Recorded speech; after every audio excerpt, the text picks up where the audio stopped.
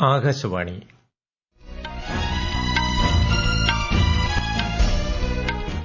നമസ്കാരം. വാർത്തകൾ വായിക്കുന്നത് ഉദയൻ കിളിയന്നൂർ.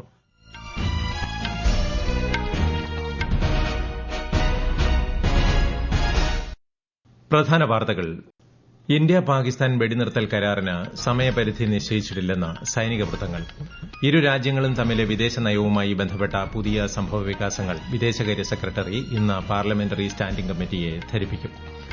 രാജ്യത്തെ ആഗോള ഭക്ഷ്യ കലവറയാക്കി മാറ്റുകയാണ് സർക്കാരിന്റെ ലക്ഷ്യമെന്ന് കേന്ദ്ര കൃഷിമന്ത്രി ശിവരാജ് സിംഗ് ചൌഹാൻ. വിരമിച്ച എല്ലാ ജഡ്ജിമാർക്കും വൺ റാങ്ക് വൺ പെൻഷൻ തത്വം ബാധകമാണെന്ന് സുപ്രീംകോടതി. സമൂഹ മുന്നേറ്റത്തിന് ഉത്തേജനം പകരുന്ന നിലപാടാണ് കേരളത്തിന്റെ സാംസ്കാരിക രംഗം എക്കാലവും സ്വീകരിച്ചിട്ടുള്ളതെന്ന് മുഖ്യമന്ത്രി പിണറായി വിജയൻ. കേരളത്തിൽ അടുത്ത 5 ദിവസം അതിശക്തമായ മഴയ്ക്ക് സാധ്യതയെന്ന് കേന്ദ്ര കാലാവസ്ഥാ വകുപ്പ്. 4 ജില്ലകളിൽ ഇന്ന് ഓറഞ്ച് ജാഗ്രത. ഖേലോ ഇന്ത്യ ബീച്ച് ഗെയിംസിന്റെ ഉദ്ഘാടന പതിപ്പിന് ഇന്ന് ദിയുവിലെ ഗോഗ്ല ബീച്ചിൽ തുടക്കം. വാർത്തകൾ വിശദമായി. ഇന്ത്യയും പാകിസ്ഥാനും തമ്മിലുള്ള വെടിനിർത്തൽ കരാർ ഇന്നലെ അവസാനിച്ചു എന്ന തരത്തിൽ പ്രചരിക്കുന്ന വാർത്ത തള്ളി ഇന്ത്യൻ സൈന്യം. ഇരു രാജ്യങ്ങളുടെയും ഡിജിഎംഒമാർ തമ്മിൽ ഇന്നലെ ചർച്ചകൾ നടന്നിട്ടില്ല. ഈ മാസം 12-ന് നടത്തിയ ചർച്ചയിൽ സംഘർഷങ്ങൾക്ക് വിരാമമിടാൻ തീരുമാനിച്ചിരുന്നെന്നും അതിന് സമയപരിധി നിശ്ചയിച്ചിട്ടില്ലെന്നും സൈനിക വൃത്തങ്ങൾ വ്യക്തമാക്കി. ഇന്ത്യ പാകിസ്ഥാൻ വിദേശ നയവുമായി ബന്ധപ്പെട്ട പുതിയ സംഭവവികാസങ്ങൾ വിദേശകാര്യ സെക്രട്ടറി വിക്രം മിശ്രി ഇന്ന് പാർലമെന്ററി സ്റ്റാൻഡിംഗ് കമ്മിറ്റിയെ ധരിപ്പിക്കും. ഓപ്പറേഷൻ സിന്ദൂറിനെക്കുറിച്ചും തുടർന്നുണ്ടായ വെടിനിർത്തൽ സംബന്ധിച്ചും വിദേശകാര്യ സെക്രട്ടറി വിശദീകരിക്കും. ഇന്ത്യൻ മഹാസമുദ്ര തന്ത്രത്തിന്റെ പശ്ചാത്തലത്തിൽ സമുദ്ര സുരക്ഷയുമായി ബന്ധപ്പെട്ട് വിദേശകാര്യ പ്രതിരോധ മന്ത്രാലയ പ്രതിനിധികൾ വാക്കാൽ നൽകിയ തെളിവുകളെക്കുറിച്ചും വിക്രം മിശ്രി കമ്മിറ്റിയെ അറിയിക്കും. ഇന്ത്യ പാക് സംഘർഷത്തെ തുടർന്ന് ജമ്മുകാശ്മീരിലെ ജമ്മു ഡിവിഷനിൽ അടഞ്ഞുകിടന്ന എല്ലാ സർക്കാർ സ്വകാര്യ സ്കൂളുകളും ഇന്നു മുതൽ തുറന്നു പ്രവർത്തിക്കും. ജമ്മു സ്കൂൾ വിദ്യാഭ്യാസ ഡയറക്ടറേറ്റാണ് സ്കൂളുകൾ തുറന്നു പ്രവർത്തിക്കാൻ നിർദ്ദേശം നൽകിയത്. സുരക്ഷിതവും സുഗമവുമായ പ്രവർത്തനം ഉറപ്പാക്കാൻ പ്രാദേശിക ഭരണകൂടവുമായി നിരന്തര ബന്ധം പുലർത്താൻ സ്ഥാപന മേധാവികൾക്ക് നിർദ്ദേശം നൽകിയിട്ടുണ്ട്. രാജ്യത്തെ ആഗോള ഭക്ഷ്യ കലവറയാക്കി മാറ്റുകയാണ് ലക്ഷ്യമെന്ന് കേന്ദ്ര കൃഷിമന്ത്രി ശിവരാജ് സിംഗ് ചൌഹാൻ. വികസിത കൃഷി സങ്കൽപ് അഭിയാനുമായി ബന്ധപ്പെട്ട് ഈ മാസം 29 മുതൽ ജൂൺ 12 വരെ ഖാരിഫ് വിളകളെ സംബന്ധിച്ച് കർഷകർക്ക് അറിവ് പകരുന്നതിനായി പ്രചാരണം നടത്തണമെന്നും അദ്ദേഹം ന്യൂഡൽഹിയിൽ മാധ്യമങ്ങളോട് പറഞ്ഞു. പ്രചാരണത്തെക്കുറിച്ച് ചർച്ച ചെയ്യാൻ മന്ത്രി ഇന്ന് വിവിധ സംസ്ഥാനങ്ങളിലെ കൃഷിമന്ത്രിമാരുമായി കൂടിക്കാഴ്ച നടത്തും. രാജ്യത്തെ സമ്പദ് വ്യവസ്ഥയുടെ വളർച്ചയിൽ നിർണായക ഘടകം ആണ് കർഷകരെന്നും അദ്ദേഹം പറഞ്ഞു. इस साल का ये जो उत्पादन है ऑल टाइम हाई एक रिकॉर्ड है, तो हमारा उत्पादन बढ़ रहा है, इसलिए अन्न के भंडार भी भरे हैं, लेकिन हम यहाँ रुकना नहीं चाहते. हम अपने देश की जरूरत भी पूरा करेंगे और भारत चूंकि विश्व बंधु भी है तो दुनिया के कई देशों को भी मदद करेगा. और हमारा तो सपना और संकल्प है एक दिन भारत को फूड बास्केट ऑफ वर्ल्ड, दुनिया का फूड बास्केट बनाना है. വിരമിച്ച എല്ലാ ജഡ്ജിമാർക്കും വൺ റാങ്ക് വൺ പെൻഷൻ തത്വം ബാധകമാണെന്ന് സുപ്രീംകോടതി. ഒരേ റാങ്കിൽ ഒരേ സർവീസ് കാലയളവ് പൂർത്തിയാക്കി വിരമിച്ച എല്ലാവർക്കും വിരമിക്കൽ തീയതി പരിഗണിക്കാതെ ഒരേ പെൻഷൻ നൽകുന്ന പദ്ധതിയാണ് വൺ റാങ്ക് വൺ പെൻഷൻ. വിരമിച്ച എല്ലാ ഹൈക്കോടതി ജഡ്ജിമാർക്കും തുല്യമായ പെൻഷന് അർഹതയുണ്ടെന്നും സുപ്രീംകോടതി വിധിച്ചു. വിദേശകാര്യമന്ത്രി എസ് ജയശങ്കറിന്റെ ത്രിരാഷ്ട്ര സന്ദർശനത്തിന് ഇന്ന് തുടക്കമാകും. 6 ദിവസത്തെ പര്യടനത്തിന്റെ ഭാഗമായി അദ്ദേഹം നെതർലൻഡ്സ്, ഡെൻമാർക്ക്, ജർമ്മനി എന്നീ രാജ്യങ്ങൾ സന്ദർശിക്കും. 3 രാഷ്ട്ര തലവന്മാരുമായി കൂടിക്കാഴ്ച നടത്തുമെന്നും വിദേശകാര്യ മന്ത്രാലയം അറിയിച്ചു. ഭേദചിന്തയില്ലാത്ത സമൂഹത്തെ സൃഷ്ടിച്ചാൽ മാത്രമേ നവകേരളം സാധ്യമാകൂവെന്ന് മുഖ്യമന്ത്രി പിണറായി വിജയൻ. സർക്കാരിന്റെ 4ാം വാർഷിക ആഘോഷങ്ങളുടെ ഭാഗമായി തൃശൂർ പുഴയ്ക്കലിൽ കലാ സാംസ്കാരിക പ്രവർത്തകരുമായി സംവദിക്കുകയായിരുന്നു അദ്ദേഹം. സമൂഹത്തിന്റെ മുന്നേറ്റത്തിനായി പ്രവർത്തിക്കുന്നവർക്ക് ഉത്തേജനം പകരുന്ന നിലപാടുകളാണ് കേരളത്തിന്റെ സാംസ്കാരിക രംഗം എക്കാലവും സ്വീകരിച്ചിട്ടുള്ളതെന്നും മുഖ്യമന്ത്രി വ്യക്തമാക്കി.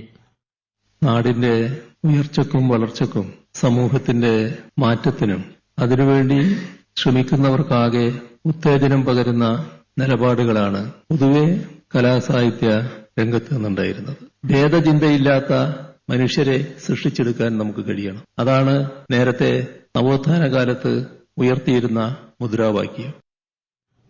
കേന്ദ്ര സർക്കാരിന്റെ ഡിജിറ്റൽ മാർക്കറ്റ് പ്ലാറ്റ്ഫോമായ ജം പ്രധാനമന്ത്രി നരേന്ദ്രമോദിയുടെ വികസിത് ഭാരത് 2047 എന്ന ദർശനത്തിന്റെ ഒരു പ്രധാന ഘടകമായി മാറിയെന്ന് കേന്ദ്ര വാണിജ്യ വ്യവസായ മന്ത്രി പീയൂഷ് ഗോയൽ പറഞ്ഞു. ഒരു ഇംഗ്ലീഷ് ദിനപത്രത്തിൽ എഴുതിയ ലേഖനത്തിലാണ് അദ്ദേഹം ഇക്കാര്യം വ്യക്തമാക്കിയത്. ജം പ്രായോഗിക തടസ്സങ്ങൾ കുറയ്ക്കുകയും അഴിമതി ഇല്ലാതാക്കുകയും പാർശ്വവൽക്കരിക്കപ്പെട്ട വിഭാഗങ്ങളെ ശാക്തീകരിക്കുകയും ചെയ്തുവെന്ന് ശ്രീ ഗോയൽ പറഞ്ഞു. ഈ വാർത്തകൾ ആകാശവാണിയിൽ നിന്ന്. ആകാശവാണി വാർത്തകളും വാർത്താ അധിഷ്ഠിത പരിപാടികളും all India radio news Thiruvananthapuram YouTube ചാനലിലും at all India radio news Thiruvananthapuram Facebook പേജിലും AIR ന്യൂസ് _ ഇൻസ്റ്റഗ്രാം അക്കൌണ്ടിലും അറ്റ് AIR ന്യൂസ് _ എക്സ് ഹാൻഡിലും ലഭ്യമാണ്. ജമ്മുകാശ്മീരിലെ പൂഞ്ച് ജില്ലയിലെ നിയന്ത്രണ രേഖയ്ക്ക് സമീപമുള്ള വിവിധ ഗ്രാമങ്ങളിൽ സുരക്ഷാസേന പരിശോധനകൾ തുടരുന്നു. ജനവാസ മേഖലയിൽ സുരക്ഷാസേന കണ്ടെത്തിയ 42 ഷെല്ലുകൾ നശിപ്പിച്ചു. ജുല്ലാസ്, സലോത്രി, ധരതി, സലാനി എന്നീ അതിർത്തി പ്രദേശങ്ങളിൽ നിന്നാണ് ഇവ കണ്ടെത്തിയത്. മീസൽസ്, റൂബല്ല രോഗങ്ങളുടെ നിവാരണം ലക്ഷ്യമിട്ട് 5 വയസ്സുവരെയുള്ള കുഞ്ഞുങ്ങളുടെ വാക്സിനേഷൻ സമ്പൂർണ്ണമാക്കുന്നതിനായുള്ള 2 ആഴ്ചത്തെ പ്രത്യേക ക്യാമ്പയിന് തുടക്കം. തിരുവനന്തപുരം, പാലക്കാട്, മലപ്പുറം, കോഴിക്കോട്, കണ്ണൂർ, കാസർഗോഡ് എന്നീ ജില്ലകളിലാണ് പ്രത്യേക ക്യാമ്പയിൻ നടത്തുക. മറ്റ് 8 ജില്ലകളിൽ വാക്സിനേഷൻ കവറേജ് കുറഞ്ഞ പ്രദേശങ്ങളിൽ സ്ഥാപനതലത്തിലുള്ള ക്യാമ്പയിനാണ് സംഘടിപ്പിക്കുക. കോഴിക്കോട് പുതിയ ബസ് സ്റ്റാൻഡ് കെട്ടിടത്തിലുണ്ടായ തീപിടുത്തത്തെ സർക്കാർ ഗൌരവത്തോടെയാണ് കാണുന്നതെന്ന് മന്ത്രി A.K. ശശീന്ദ്രൻ. ആരുടെയെങ്കിലും ഭാഗത്തുനിന്ന് വീഴ്ചയുണ്ടായിട്ടുണ്ടെങ്കിൽ നടപടിയുണ്ടാകുമെന്നും മന്ത്രി കോഴിക്കോട്ട് പറഞ്ഞു. സർവതല സ്പർശിയായ പരിശോധനകളിലൂടെ വീഴ്ചയുണ്ടെങ്കിൽ വീഴ്ച തിരുത്താനും വീഴ്ചയ്ക്ക് ഇടവരുത്തിയവരാരെങ്കിലും ഉണ്ടെങ്കിൽ അവരെ പേരിൽ നടപടിയെടുക്കാനും എല്ലാ തരത്തിലുമുള്ള രഹസ്യ പരസ്യ പരിശോധനകളിലൂടെയായിരിക്കും ഈ വിഷയത്തിൽ സർക്കാർ ഒരു അന്തിമ തീരുമാനിക്കുക. അതിൽ കാലതാമസമൊന്നും ഉണ്ടാകാതെ ചെയ്യണം എന്നുള്ള നിലക്കാണ് കാര്യങ്ങൾ മുമ്പോട്ട് പോയിക്കൊണ്ടിരിക്കുന്നത്. അതേസമയം പുതിയ ബസ് സ്റ്റാൻഡ് കെട്ടിടത്തിൽ ഇന്നലെ വൈകിട്ടുണ്ടായ തീപിടുത്തത്തിൽ വിവിധ വകുപ്പുകൾ പരിശോധന തുടങ്ങി. സംഭവത്തിൽ കസബ പോലീസ് കേസെടുത്തു. കേരള, കർണാടക, കൊങ്കൺ, ഗോവ, ഇന്ത്യൻ ഉപദ്വീപിനോട് ചേർന്നുള്ള ഇടങ്ങളിൽ അടുത്ത 5 ദിവസം അതിശക്തമായ മഴയ്ക്ക് സാധ്യതയെന്ന് കേന്ദ്ര കാലാവസ്ഥാ വകുപ്പ്. കോഴിക്കോട്, വയനാട്, കണ്ണൂർ, കാസർഗോഡ് ജില്ലകളിൽ ഓറഞ്ച് ജാഗ്രതയും ആലപ്പുഴ മുതൽ മലപ്പുറം വരെ മഞ്ഞ ജാഗ്രതയും പ്രഖ്യാപിച്ചിട്ടുണ്ട്. ലക്ഷദ്വീപിലും മഞ്ഞ ജാഗ്രതയാണ്. കേരള, കർണാടക, ലക്ഷദ്വീപ് തീരങ്ങളിൽ അതിശക്തമായ കാറ്റിനും മോശം കാലാവസ്ഥയ്ക്കും സാധ്യതയുള്ളതിനാൽ മത്സ്യത്തൊഴിലാളികൾ കടലിൽ പോകരുതെന്നും നിർദ്ദേശം. ഖേലോ ഇന്ത്യ ബീച്ച് ഗെയിംസിന്റെ ഉദ്ഘാടന പതിപ്പ് ഇന്ന് ദിയുവിലെ ഗോഗ്ല ബീച്ചിൽ ആരംഭിക്കും. രാജ്യത്തുടനീളമുള്ള 1000-ലധികം അത്ലറ്റുകൾ മത്സരിക്കും. Beach soccer, beach volleyball, beach kabaddi, open water നീന്തൽ തുടങ്ങിയ ഇനങ്ങളിലാണ് മത്സരങ്ങൾ. IPL ക്രിക്കറ്റിൽ ഇന്ന് ലക്നൌ സൂപ്പർ ജയന്റ്സും സൺറൈസേഴ്സ് ഹൈദരാബാദും തമ്മിൽ ഏറ്റുമുട്ടും. രാത്രി 7:30-ന് ലക്നൌവിലാണ് മത്സരം. ഇന്നലെ നടന്ന മത്സരത്തിൽ ഡൽഹി ക്യാപിറ്റൽസിനെ തോൽപ്പിച്ച് ഗുജറാത്ത് ടൈറ്റൻസ് പ്ലേ ഓഫിൽ പ്രവേശിച്ചു. വംശനാശ ഭീഷണി നേരിടുന്ന ഒലീവ് റിഡ്ലി കടലാമകളെ സംരക്ഷിക്കാൻ ഓപ്പറേഷൻ ഒലീവിയ എന്ന പേരിൽ നടപടികൾ സ്വീകരിച്ചു വരികയാണെന്ന് ഇന്ത്യൻ കോസ്റ്റ് ഗാർഡ്. നിയമവിരുദ്ധ മത്സ്യബന്ധനം, ബലകുരുങ്ങൽ, ആവാസ വ്യവസ്ഥയുടെ തകർച്ച എന്നിവയാൽ ഭീഷണി നേരിടുന്ന കടലാമകളുടെ നിലനിൽപ്പ് ഉറപ്പാക്കുകയാണ് ഓപ്പറേഷൻ ഒലീവിയയുടെ ലക്ഷ്യം. പാകിസ്ഥാനിലെ ബലൂചിസ്ഥാൻ പ്രവിശ്യയിലെ ഒരു മാർക്കറ്റിന് സമീപം ബോംബ് സ്ഫോടനത്തിൽ 4 പേർ കൊല്ലപ്പെട്ടു. 20 പേർക്ക് പരിക്കേറ്റു. ബലൂചിസ്ഥാനിലെ കില അബ്ദുള്ള ജില്ലയിലെ ജബ്ബാർ മാർക്കറ്റിന് സമീപത്താണ് സ്ഫോടനം നടന്നത്. സ്ഫോടനത്തിൽ വ്യാപകമായ നാശനഷ്ടങ്ങൾ സംഭവിച്ചതായാണ് റിപ്പോർട്ട്. ഗയാനയിലെ സ്പാർട്ടയിലെ ഒരു ക്ഷേത്രത്തിൽ 16 അടി ഉയരമുള്ള ഹനുമാൻ പ്രതിമ സ്ഥാപിച്ചു. ഇന്ത്യയിൽ നിന്നാണ് പ്രതിമ എത്തിച്ചത്.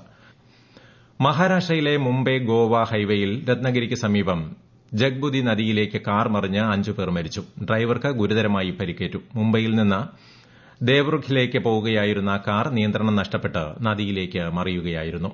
മലപ്പുറത്ത് ടാപ്പിംഗ് തൊഴിലാളിയെ കൊന്നത് 12 വയസ്സുള്ള ആൺ കടുവയെന്ന നിഗമനം. വനം വകുപ്പ് സ്ഥാപിച്ച ക്യാമറയിൽ പതിഞ്ഞ ദൃശ്യത്തിന്റെ അടിസ്ഥാനത്തിലാണ് സ്ഥിരീകരണം. വനം വകുപ്പിന്റെ കണക്കുകളിലെ സൈലന്റ് വാലി ബഫർ സോണിൽ ഉൾപ്പെടുന്ന കടുവയാണിത്.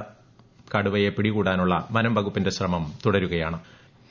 2ാം വർഷ higher secondary, vocational higher secondary പരീക്ഷാഫലം ഈ മാസം 22-ന് പ്രഖ്യാപിക്കും. 4,44,707 വിദ്യാർത്ഥികളാണ് 2ാം വർഷ പരീക്ഷയ്ക്ക് രജിസ്റ്റർ ചെയ്തത്. 1ാം വർഷ പരീക്ഷാഫലം അടുത്ത മാസം പ്രസിദ്ധീകരിക്കും. പ്രധാന വാർത്തകൾ വീണ്ടും. ഇന്ത്യ പാകിസ്ഥാൻ വെടിനിർത്തൽ കരാറിന് സമയപരിധി നിശ്ചയിച്ചിട്ടില്ലെന്ന് സൈനിക വൃത്തങ്ങൾ. ഇരു രാജ്യങ്ങളും തമ്മിലെ വിദേശ നയവുമായി ബന്ധപ്പെട്ട പുതിയ സംഭവവികാസങ്ങൾ വിദേശകാര്യ സെക്രട്ടറി ഇന്ന് പാർലമെന്ററി സ്റ്റാൻഡിംഗ് കമ്മിറ്റിയെ ധരിപ്പിക്കും. രാജ്യത്തെ ആഗോള ഭക്ഷ്യ കലവറയാക്കി മാറ്റുകയാണ് സർക്കാരിന്റെ ലക്ഷ്യമെന്ന് കേന്ദ്ര കൃഷിമന്ത്രി ശിവരാജ് സിംഗ് ചൌഹാൻ. വിരമിച്ച എല്ലാ ജഡ്ജിമാർക്കും 1 റാങ്ക് 1 പെൻഷൻ തത്വം ബാധകമാണെന്ന് സുപ്രീംകോടതി. സമൂഹ മുന്നേറ്റത്തിന് ഉത്തേജനം പകരുന്ന നിലപാടാണ് കേരളത്തിന്റെ സാംസ്കാരിക രംഗം എക്കാലവും സ്വീകരിച്ചിട്ടുള്ളതെന്ന് മുഖ്യമന്ത്രി പിണറായി വിജയൻ. കേരളത്തിൽ അടുത്ത 5 ദിവസം അതിശക്തമായ മഴയ്ക്ക് സാധ്യതയെന്ന് കേന്ദ്ര കാലാവസ്ഥാ വകുപ്പ്. 4 ജില്ലകളിൽ ഇന്ന് ഓറഞ്ച് ജാഗ്രത. ഖേലോ ഇന്ത്യ ബീച്ച് ഗെയിംസിന്റെ ഉദ്ഘാടന പതിപ്പിന് ഇന്ന് ദിയുവിലെ ഗോഗ്ല ബീച്ചിൽ തുടക്കം.